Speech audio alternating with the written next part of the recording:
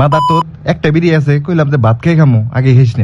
আরে হ বাল হইলো শেষরা আমার বিরিয়ানি খায়াল একটা বিড়ির নিকা তোরা আমার দুজনে আমার এত বড় খাইলাম না তোকে বিড়ি আজকে ও আছে দিকা তোরা আমার একবারই করে খাইলাম না তোকে বিড়ি বালের বিড়ি খাইলাম না তোকে বিড়ি। আরে তোর সমস্যা নাই, একটা বিড়ি তো খা খা খা।